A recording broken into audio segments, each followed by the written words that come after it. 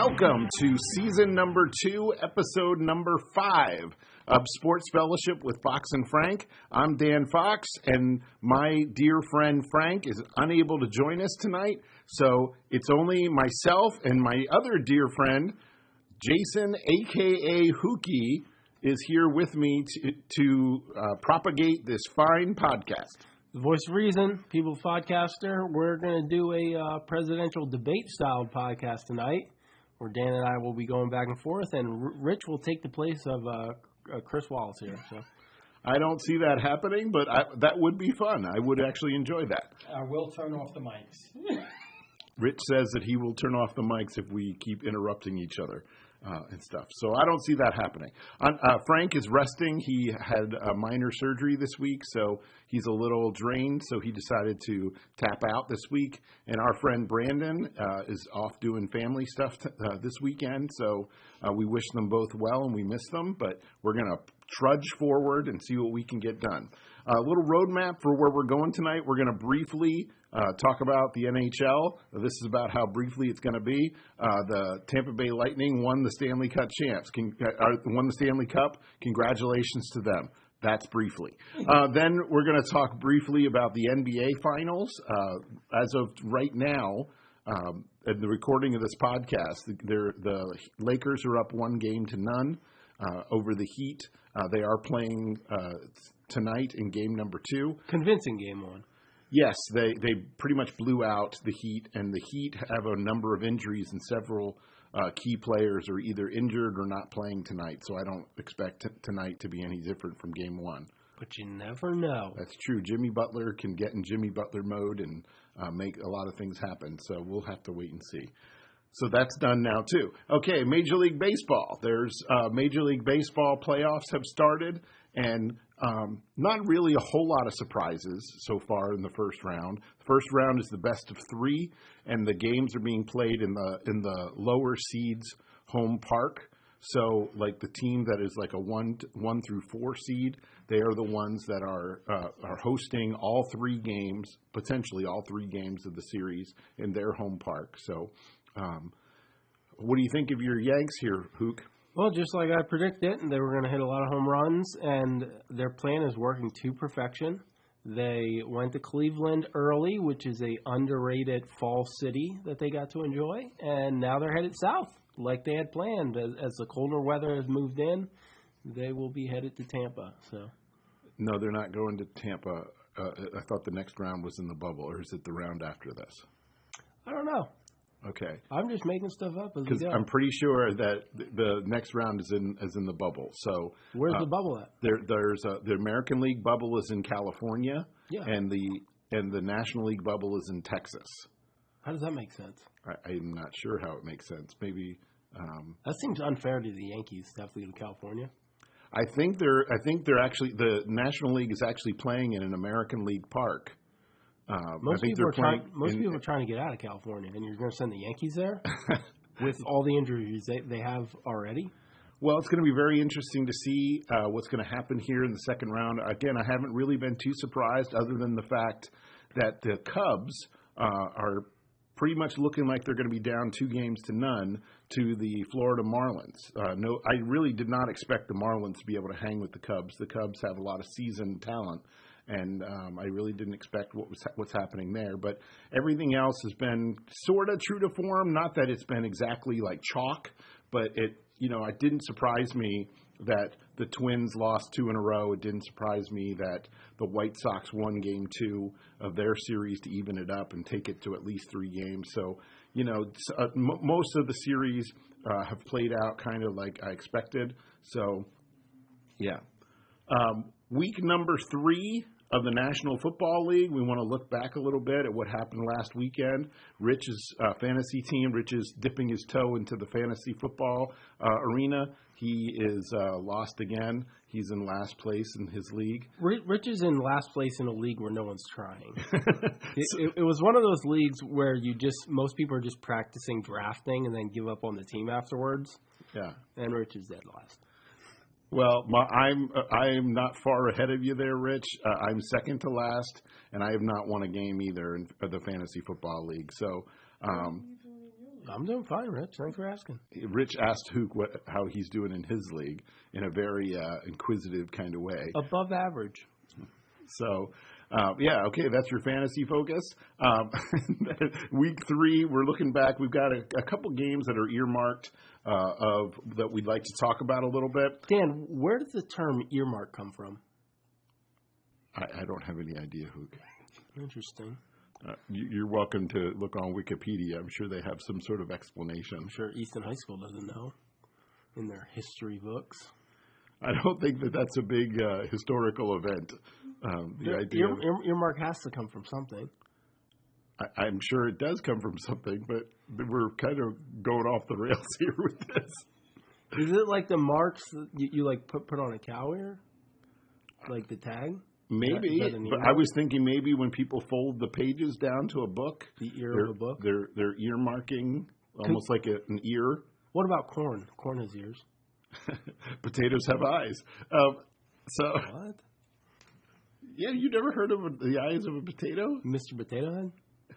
Anyway, let's get back, as I say to my students, back to life, back to reality. Anyway, so week 3 in the NFL. Make that song up? I did not make that song up. That's from the 1990s. What was that like? The 1990s were a groovy time. They really were. Are we going to talk about football or what?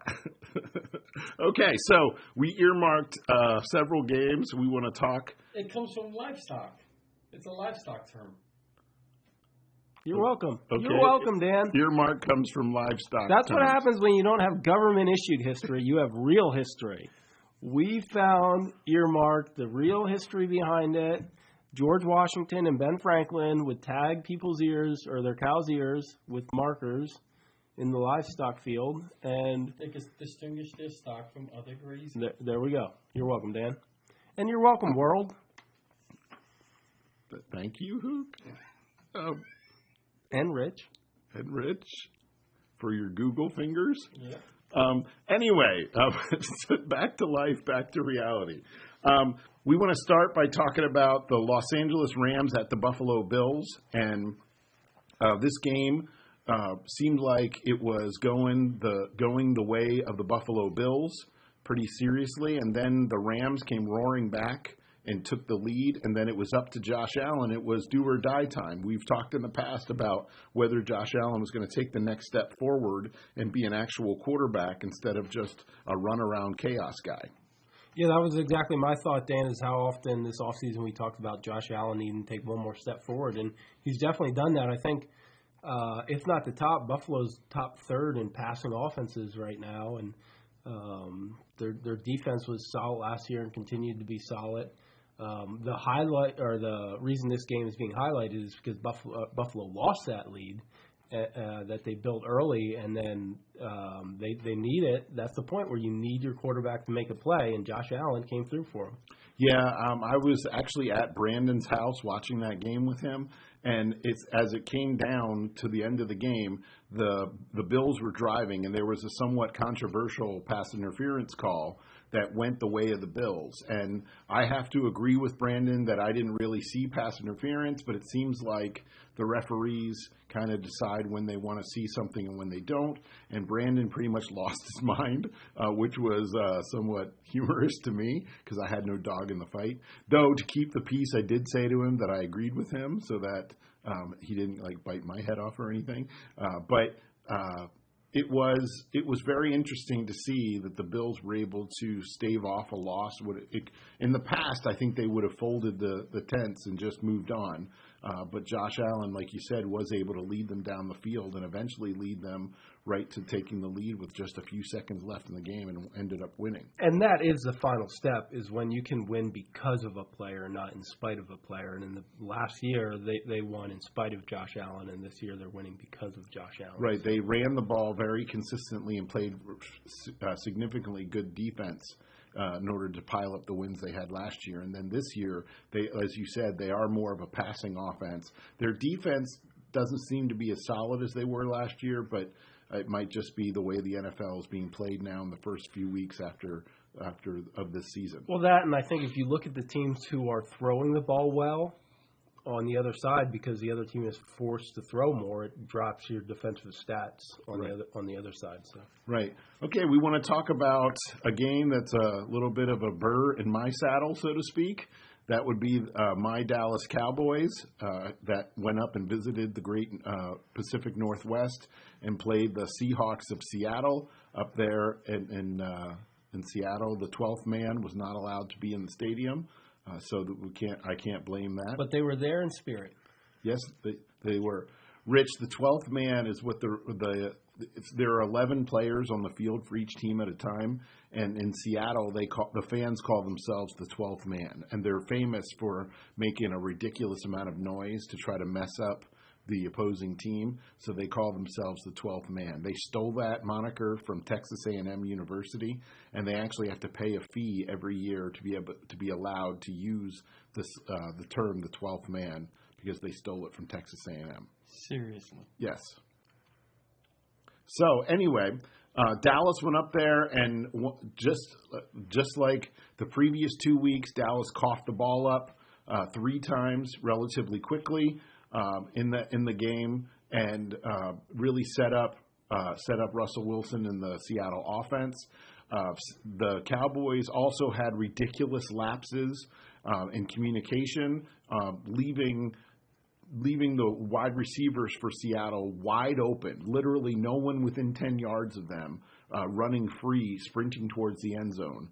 And at least 4 times that happened. One time, DK Metcalf got Leon Ledded, and he was sprinting towards the end zone, but before he crossed the goal line, he held the ball out like he was going to start strutting, and one of the Cowboys DB, Trayvon Diggs, came running up and knocked the ball out of his hand. Out of the back of the end zone. And became a touchback, and Dallas ball going the other way. So it should have been worse than it actually was, because of that obviously they didn't get that touchdown. But they just had their way with Dallas's defense pretty much all day. That was one of my thoughts. I don't know where to place Dallas still, trying to be realistic, not just a hater, but where to place them, because they were, by the end of the game, extremely competitive against a pretty good team. But then I watched most of the game, and there were plays like that where, Seattle might have been able to pull ahead even further and change the dynamics of the game if it wasn't for a Blumble. But give Dallas some credit for sticking in both these games with Atlanta and now with Seattle, and not just folding under that. So I do give him credit for that, but I also, as much as people want to praise Dak Prescott for putting up 472 yards of passing and the touchdowns that he threw and that kind of stuff, he's also part of the reason that we were in the hole we were in the first place. And to me, it seems like when the pressure is off and they fall behind and the pressure's kind of off him to actually produce, that's when he really starts coming through and really starts playing above himself. To quote Ben's grandmother, got to give him credit. That is correct. That is what our friend Ben Roseman's grandmother did say. You got to give him credit. So it was definitely an entertaining game, but I left it again frustrated just because, as Whokey said, I don't know what to make of my team. I do take some solace in the fact that they kept fighting and stayed in the game and made it a game, but there's no room for moral victories in the NFL. Moral victories are a waste of time in the NFL, and the Cowboys are 1-2, and I really think they're going to have a difficult time getting to my prediction of 9-7 this year. But we'll see what happens. They do have a dreadful division where the Eagles are banged up and not playing very well. And I'd love your commentary on your boy Carson Wentz, on how he's looked so far. Yeah, he's taking a step back, we could call it. I think the reason it's a conversation is because it's an obvious step back. People believe, and I think you would even say this, Dan, that he has played much better. Yes. And looked like a much more better quarterback in the past. I just think he's trying to carry too much as well as being hit constantly. I've watched the Phillies local team, so it's always on TV around here. And those games are hard to watch. He's just constantly under duress. Miles Sanders being back last game, 2 games, has given him some relief to have a little bit of play action type stuff, but he's just being bludgeoned behind the line of scrimmage as soon as he stands up straight with the football. So Sure. I think that takes a toll on you. He's again just like last year, and I'm not making excuses, but he's down a ton of offensive weapons, and that's one of the results you have. And a lot of his passes have sailed high, and he's just pressing, and he's not comfortable. And so he's looked very poor. But the reason it's news is because most people have seen him play a lot better than this. So. I mean, 2 years ago he was playing at a league MVP level before he got injured, before he injured his back. So we've seen him play significantly better, and that's the question mark there. We want to talk briefly about the Detroit Lions and the Arizona Cardinals. This is a game that almost all of us, I think all of us picked in favor of Arizona and looked like Arizona was going to win, but then Matt Stafford led Detroit on a mad comeback. I believe this game was a tie last year, but where we were looking at Arizona as this surprise team that played much more competitively than we thought. Detroit has not looked good the opening 2 weeks, and Arizona on the opposite side has looked very good. So you saw 2 teams trending that way, but I think Kenny Galladay being back in the lineup made a difference for the Lions, at least to some extent, and maybe Arizona was just getting ahead of themselves with a 2-0 start there. I would say if they played again this week, I'd pick Arizona again. No offense, Aaron and Shauna. But, I was certainly surprised to see the Lions win. Yeah, so, I was surprised to see the Lions pull that game out, and much to the happiness of Aaron and Shauna. I was happy for them that they were able to pull that out. We want to talk about Green Bay at New Orleans.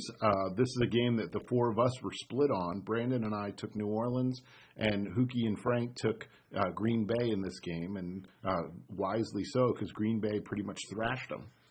Yeah, I think Green Bay is a top-tier team so far this year. Obviously, their record would show that, but you can put whatever motivation you want behind it, but Green Bay has gone back to letting Aaron Rodgers be more of Aaron Rodgers, and I don't think they've gone too far. I think they're finding a happy balance between being the running team they want to be with Aaron Jones and letting Rodgers kind of do his thing as well. Where previous to last year they were all Aaron Rodgers, last year they were all Aaron Jones, and now they're starting to find a balance, I think, which is very important. Now, they looked like a great team last year, and every time they ran into the San Francisco 49ers, they looked like a high school team. Right. So it'll be interesting to see if that's just matchups or how that looks moving forward. But as of right now, they look like one of the top teams in the NFC. Yeah, their defense has not played at the level they did last year yet. And so I expect them to take another step forward defensively. But Aaron Rodgers is definitely playing like he has full command of the offense now. And our friend of the show, Brian Mack, is a big supporter of the Green Bay Packers. Well, he owns them. He is a part owner of the Green Bay Packers. And he has been saying that the second year in the system, that Aaron Rodgers is going to be much more comfortable in control of this offense in the second year after seeing how it worked the first year. Sure. Yeah, that makes sense. Okay, then we want to talk about the game that Hook can get up and crow about. That would be his world champion Kansas City Chiefs going into Baltimore and playing the Baltimore Ravens and just completely taking the Ravens behind the woodshed and showing people that the Ravens aren't really in the same class as the Chiefs. I mean, there's not much to get up and crow about other than, we told you this was going to happen. Patrick Mahomes is just announced he's becoming a father of actually his second kid because Lamar Jackson is his first son. He's now 3-0 against Baltimore with Lamar Jackson at the helm there. The Chiefs are my daddy. Yeah, so little Pedro there. Yeah. Baltimore is a team that needs to be in front to control this. The schedule fell out well here because Kansas City, maybe we're headed towards this direction, but Kansas City is facing New England, who's a very similar style team who needs to dominate the touches early and the score early. But yeah, the Kansas City, Baltimore had to settle for a field goal on their first drive. Kansas City went down, got a touchdown, and once they were ahead, it was just shut down. Lamar Jackson was actually held under 100 yards of passing in the game, which is pretty impressive against any quarterback. So, yeah, what really stood out to me was I expected, not that I expected Baltimore's defense to shut down Kansas City's offense, but I expected Baltimore's defense to provide a few more stops and at least force Kansas City to punt a little more in that game. I just expected it to be more of a defensive that both teams' defenses were going to kind of surprise us. Since we were expecting an offensive shootout, I kind of was expecting the defenses to step forward and say, no, this is not going to be an offensive shootout. The biggest thing I was surprised by, and I think it's one of the biggest reasons Kansas City's 3-0 against them, is Baltimore consistently and only basically played man coverage on elite speed receivers. Right. And if you're playing one-on-one man coverage on elite speed receiver,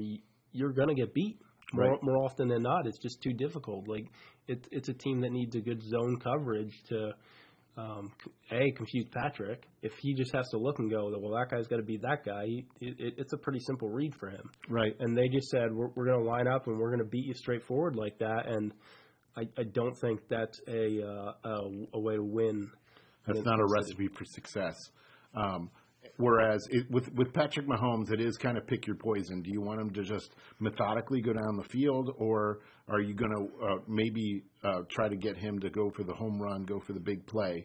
And statistically, and I know you're going to disagree because it's Patrick Mahomes, but statistically, teams have a lot of problems going down the field methodically without making some mistakes and putting themselves in some difficult down and distance situations that tend to favor the defense, which is why I was surprised that they sat in man rather than zone and forcing Patrick Mahomes to methodically take them down the field. Patrick Mahomes can do it in any style or fashion, you know. Well, that's what I'm saying, though, is that's what the Chargers did the week before. The Chargers kind of sat in zone, and they did end up losing the game, but you would have to admit that the Chargers played an awful lot tighter game than because it seemed like by mid-third quarter, that game Monday night was done, even though by halftime that game was over. Yeah, so I just thought that since the Chargers had somewhat a moniker of success playing zone against the Chiefs, I expected that blueprint to be repeated by Baltimore. We just try to be nice to the Chargers because we have to play them multiple times a year. You know, we're not trying to embarrass them. Okay. All right. That makes perfect sense. Makes dollars. Okay. So we are going to transition right here, and we're going to do a couple of our shout-outs. We want to shout out Fox Brothers Alarms.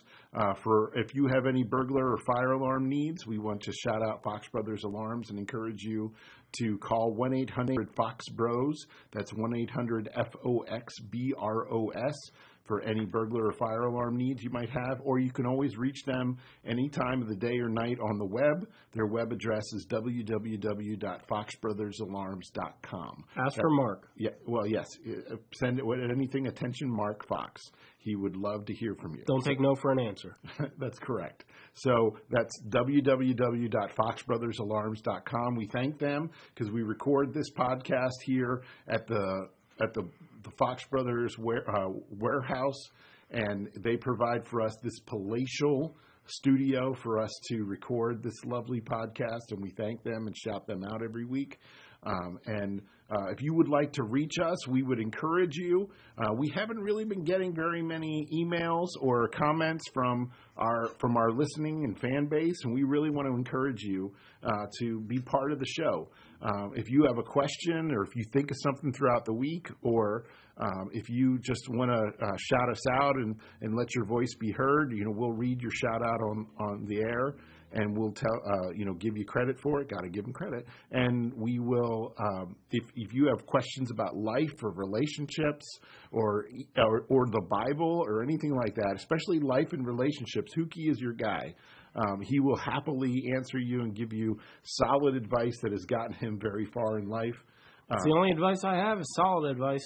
So he's the voice of reason. So he will, if you have relationship or life advice that you'd like some of Whokey's wisdom, he will happily part with it for you on our fans, and we greatly appreciate him for doing that. Just think about our earmark conversation. Those are the types of questions you can be asking, and we'll come up with an answer for you. And Whokey is even growing a beard out, so he's looking even more distinguished these days. So we want to, he's going with a more mature approach, at least facially. We like. Is that more mature? It's a more mature look. I don't get it. Okay. So anyway, please send us an email. Our email address is sportswithfoxandfrank@gmail.com. Again, that's sportswithfoxandfrank@gmail.com. If the problem is our email address is too long, email us and tell us that. Yes, that's fine. You can tell us that too. We can make adjustments there. We also have a Facebook page. On our Facebook page, there's some pictures and some photographs of all the different people that are part of this podcast and that make this whole thing happen. And so we would love for you to drop by our Facebook page. You can also hear all the episodes of this fine podcast from our Facebook page, and you can leave comments or direct text with us or anything from our Facebook page. So please feel free to drop by there and see what we've got to offer there too. You can catch our podcast if you want to share our podcast with someone else. It is available on Amazon.com. So feel free to pass the word, spread the word about Sports Fellowship with Fox and Frank, and it's available on Amazon.com. Now, heading towards our picks from last week. Last week, Whokey dominated, going 11-4 in his picks. Did not know that. Then Frank and I both tied at 9-7, and Brandon bringing up the rear last week at 8-7. 9-6 for Frank and I, 8-7 for Brandon. So Whook pretty much destroyed us and dominated. You're welcome. So we have our picks for this week coming up here. So let's see. It's just going to be Whook and I making our picks. I did not get picks from Brandon, and I'm sure that Frank emailed me them, and I did not print them out. So either that or our email address was too long for Frank to send them in. That's possible. That's distinctly possible. So this week we have a full slate of games. The first game, we want to go through these relatively quickly, is the Indianapolis Colts at the Chicago Bears, and the Colts are a three-point favorite. Yeah, this is a surprising matchup. I think most people at the beginning of the year, if you were going to guess who was 3-0, you would go with the Colts. And it's the Bears here with Nick Foles leading the helm. Saint Nick leading the helm this week against Old Man River. I'm going to go with the Bears here. Okay, I'm taking the Colts. So Whook and I are not seeing eye to eye on that one. Who's the lone wolf, Dan? But there is no lone wolf. Oh, I guess we both are. I guess we're both lone wolves. Whoa! This week with that pick. Okay, so next game is Jacksonville at the Cincinnati Bengals. The Bengals are a 2.5-point favorite. Give me Minshew here. It's not the highest level of competition in the NFL, but I think it's going to be a close game. I took the Bengals. I think the Bengals are going to pull out the win here. I think they're starting to put a little momentum together. The next game is the Cleveland Browns going to the Dallas Cowboys, and the Dallas Cowboys are a 4.5-point favorite. As a voice of the reason, I have to take the Browns here. I just feel like their running attack will, to your earlier point, put Dak Prescott, by slowing the game down, put him in situations where he has to be under pressure to make plays. I thought long and hard about this game, and I have to take my Cowboys. I'm taking the boys on that one. I'll allow you to be a homer. So, yes, I will claim to be a homer because that's exactly what that pick is for me. The next game is the New Orleans Saints at the Detroit Lions. The New Orleans Saints are a 4-point favorite. I got to go with the Saints here. There's no way the Lions are winning back-to-back games. That's ridiculous. Yeah, well, I'm sorry, Aaron and Shauna, but I also am taking the Saints on that one. Michael Thomas still out, though, I saw just before the podcast. Yeah, there's a total of 6 Saints that are going to be out and unable to play in that game, so it does make it a little dangerous. So that's why I thought about the Lions, but I just can't. I can't believe in Patricia. I can't take the Lions. Living on a prayer. Yeah. I think the Lions are one of those teams that we see so often in the NFL that after a big win, we'll spend the whole week thinking about their big win and not the next opponent. So. The next game is the Los Angeles Chargers at the Tampa Bay Bucks. The Bucks are a 7-point favorite. I think this game is going to be. I would take the Chargers and the points, but I'll take the Bucks as a straight up win here. I think this game will be closer than a 7-point spread. Okay, the next game is the. Who are you taking, Dan? I'm sorry, I took the Bucks as well. I'm taking Tom Terrific and the Tampa Bay Bucks, the TBs. Tampa Bay and Tom Brady, the TBs. The next game is the Seattle Seahawks at the Miami Dolphins, and the Seahawks are a 6.5-point favorite. I see a lot of people looking at this game as an upset, at least in some other sports talk we listen to. But I think Seattle is pretty focused this year, and I got to stick with them over the Dolphins here. Okay, I'm going to take Seattle. I just think Russell Wilson's too hot right now, and their offense is just playing at a pretty high level. I was a little concerned that Carson is probably not going to play because of the cheap shot that Tristan Hill from Dallas twisted his knee, gave it a bit of a cheap shot there, the way he rolled over him. But I think that the Seattle Seahawks still have more than enough to beat the Miami Dolphins. And they have Carlos Hyde stepping in his place, so it's not like they're totally depleted there. Right. The next game is the Baltimore Ravens at the Washington football team, and Baltimore is a 14-point favorite. It's you got to go with the Ravens here.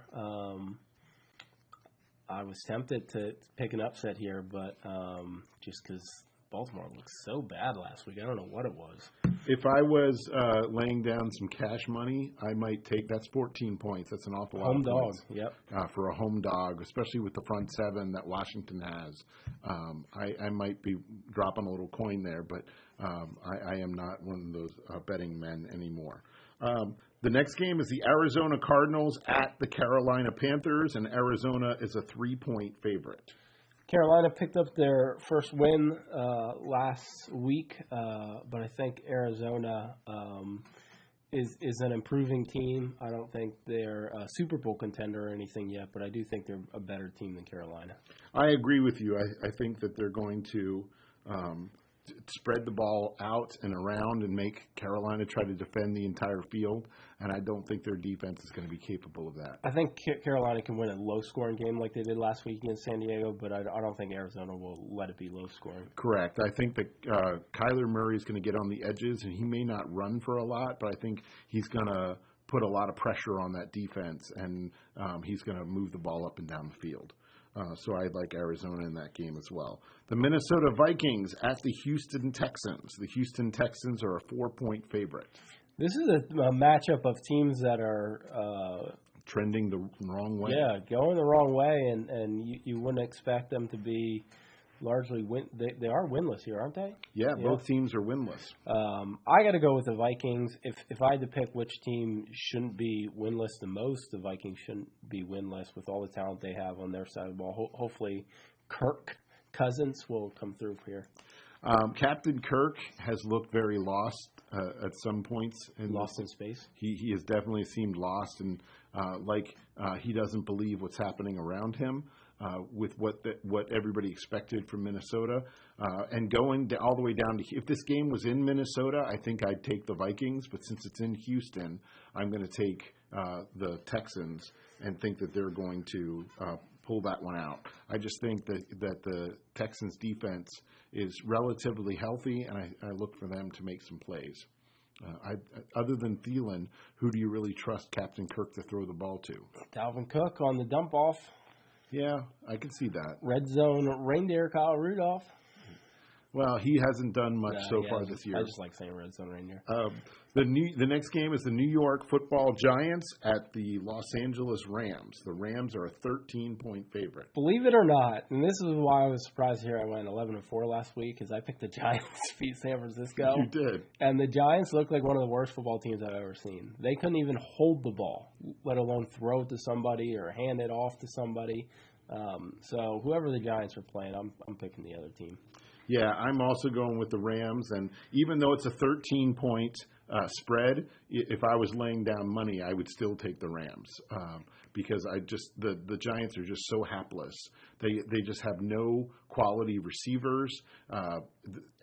Ingram, as their tight end, has come up so small so far in his career. There's a guy that's enormously talented in everything that a modern tight end should be, but he just does not play to his talent in any way, shape, or form. I would say, since we've got questions about this back when we used to get emails, you could put a fork in Daniel Jones.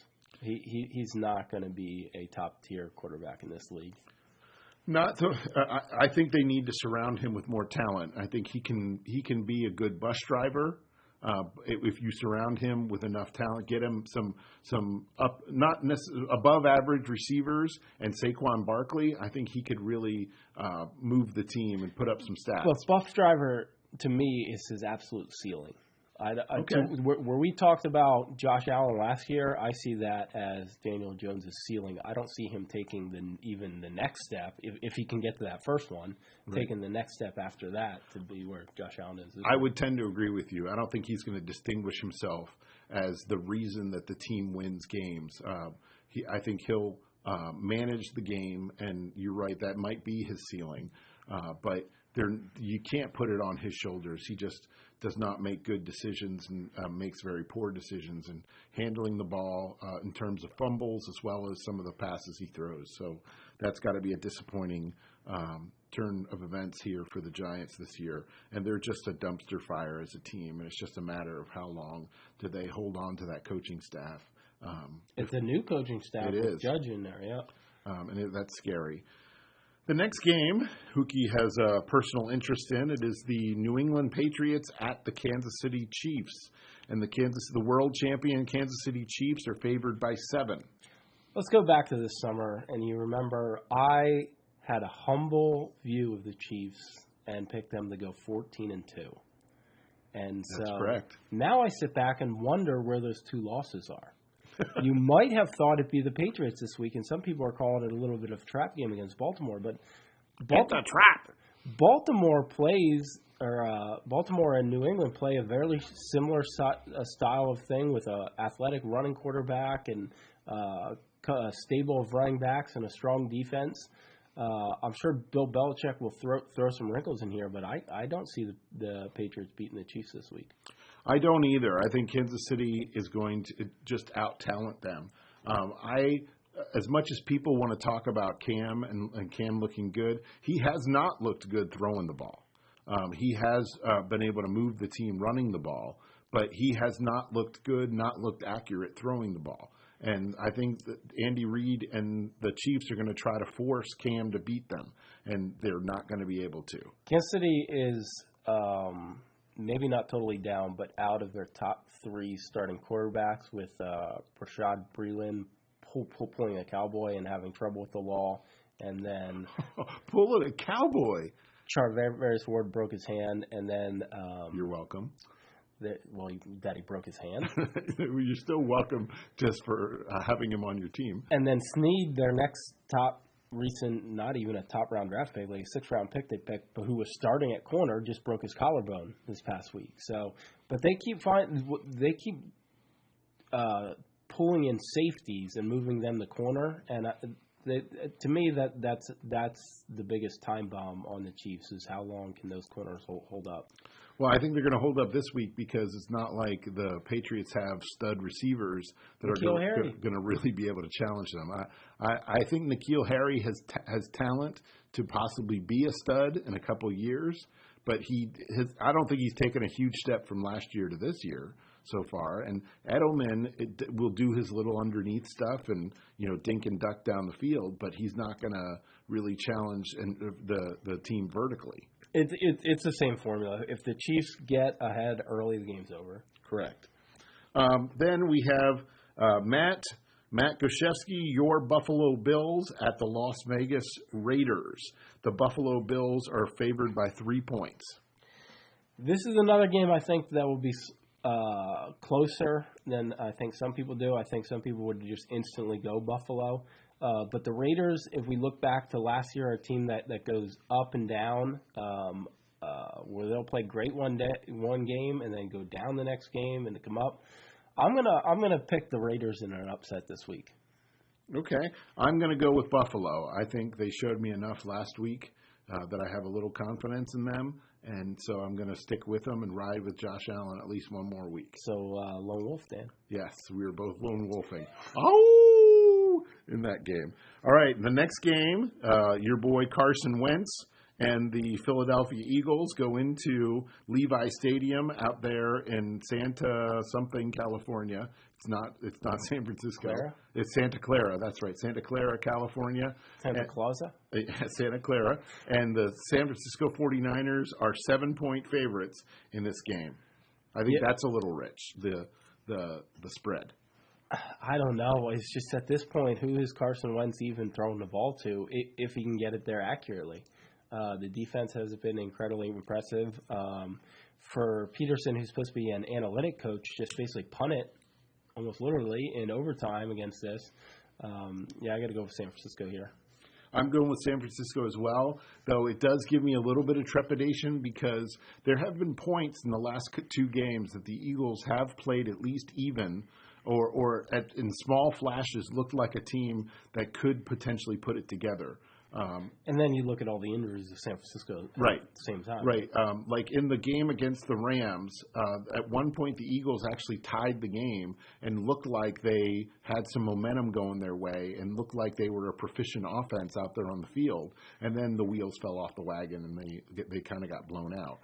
Last week, for small flashes, they looked like they were significantly better than Cincinnati. But then the wheels fell off the wagon too. So with a little trepidation because of all the injuries, especially the defensive injuries with the San Francisco 49ers, I'm going to take the 49ers as well. This is the Sunday night game as well. Correct. It is the Sunday 8:20 game. It'd be nice to be able to go to bed early that night. So I like this game. Yes. The Monday night game this coming week, the last game of Week 4, the Monday night game is the Atlanta Falcons at the Green Bay Packers, and the Green Bay Packers are 7.5-point favorites. I've got the Packers here. I'm shocked that the Falcons are defeated at this point with how well they've played, at least offensively. But this is 2 teams trending in different directions. So. Yeah, I have to agree. I think that Green Bay is going to have their way with Atlanta.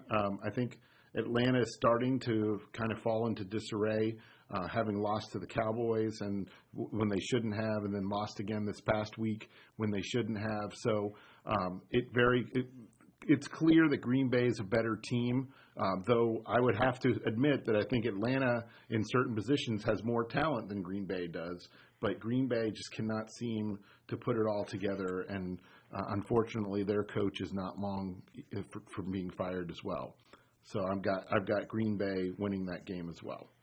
And we've got one game pushed off with the Titans and Steelers this week. Right. They moved it to Week 15. Okay, so that's just a total bye at this point. Okay. Yeah, they moved it back to Week 15. And they're going to play it then.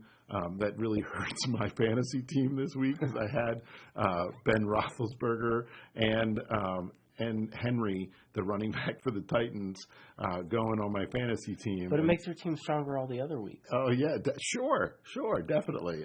I'm just going to get whomped again this week, and I'm going to be 0-4. Thank you very much for giving those teams the week off, NFL. And you drafted them. I did. But come on, I couldn't have foreseen this. I mean... You couldn't expect Big Ben to start every game this year.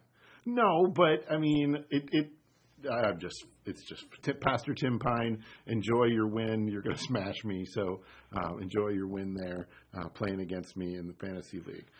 We just want to start to wrap the show up. We want to start by shouting out our church. We would love to see you join us at church sometime. We attend the First Baptist Church of Phillipsburg, which is on Red School Lane and Belvedere Roads. There in Phillipsburg. Technically, it's Lopakon Township, but it is mailing address is Phillipsburg. Feel free to look us up on the web. If you have any interest, we still are meeting outdoors at 10 o'clock in the morning on Sundays, and we have a lovely service there in the grove of trees that we lovingly call the Green Cathedral. And we've really been enjoying our time there. There's usually a nice breeze blowing, and it has been a little cool. So you may want to bring a blanket or something if you're so inclined. But we'd love to see you. We'd love to have you join us out there. And if you're interested, our website of our church is www.fbcpburg. That's FBCPburg. That's PBURG.org. And you can find past sermons on there. In fact, Whokey's got several sermons there's like a little category where you can click on speakers in terms of who spoke on a given Sunday. And Jason Mahorsky, a.k.a. Whokey's name, is on there, and he preached some terrific sermons in the book of Psalms and stuff. So please, give him a listen there. You can see some of our recent sermons and services are all posted there. You can see things for kids. There's some neat science experiments related to sermons and things that are there, as well as Allie and Matt and their work with the kids and stuff, and Pastor John and his work with the teens and the student ministry. We just really are a church. There's not a lot of pretense to our church. It's just a group of people that really care about each other and in a positive way, and we're very accepting. And we'd love to add more people to our church family. So on 10 o'clock Sunday morning, give us a chance if you get a chance. The service is live on YouTube. You can watch the service and there, and on Facebook you can watch the sermons there. The whole services, not just the sermons. So we would invite you to give us a chance and take a look and just see what you think. I think you'll be pleasantly surprised. So without any further ado, Hook, thanks for being here and being my sounding board this week and keeping me sane and on track, even though you purposely tried to take the show into a ditch a couple of times. What? As always, Rich, thank you for pushing the right buttons and all that you do there. Frank, we hope that you're feeling better soon, and please get the rest you need. Brandon, we miss you, and we look forward to being with you again. I hope you're enjoying your time with your family. So without any further ado, I'm going to quote my friend Frank and say, "May the love of Christ fill your hearts." And then I usually end by saying, "Peace."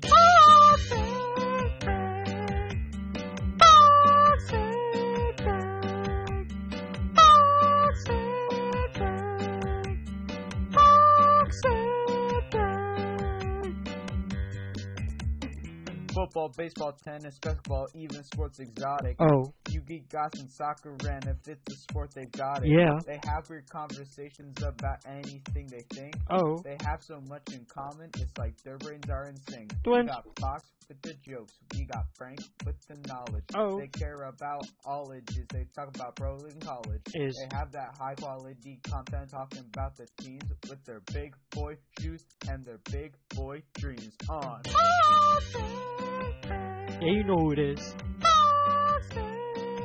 Sports Fellowship.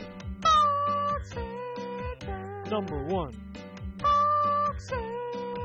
Follow Fox and Frank now.